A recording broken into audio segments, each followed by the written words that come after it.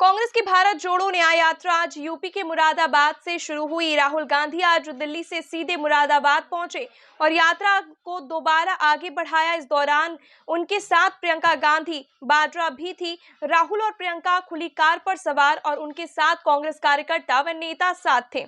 इस दौरान सड़क के दोनों तरफ भारी संख्या में समर्थक मौजूद थे। इसके साथ ही प्रियंका गांधी ने आगे कहा कि सरकार लगातार जुल्म कर रही है और बेरोजगारी बढ़ती ही जा रही है। किसान आंदोलन जारी है लेकिन कोई उनकी सुनवाई नहीं कर रहा है।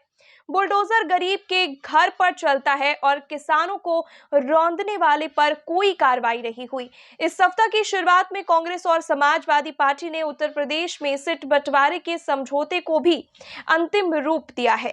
कांग्रेस 17 लोकसभा सीटों पर चुनाव लड़ेगी, जबकि बाकी 63 सीटों पर अखिलेश यादव के नेतृत्व वाली समाजवादी पार्टी और इंडिया ब्लॉक के अन्य गठबंधन सहयोगियों के उम्मीदवार होंगे।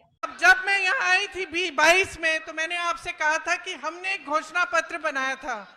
उसमें हमने एक पूरा प्लान बनाया था, एक पूरी योजना बनाई थी कि ये जो पेपर लीक बार बार होते हैं, इसको रोकने की क्या योजना हो सकती है। उसमें जॉब कैलेंडर था, उसमें ये था कि एक कमीशन बनेगा और जितना भी अन्याय हुआ है उसको ठीक करने का काम होगा। और जॉब कैलेंडर में हर जो भी डेट था, परीक्षा का डेट, नियुक्ति की डेट, सारी पहले से तय, और जो उससे इधर उधर होता उसके खिलाफ कार्रवाई होती।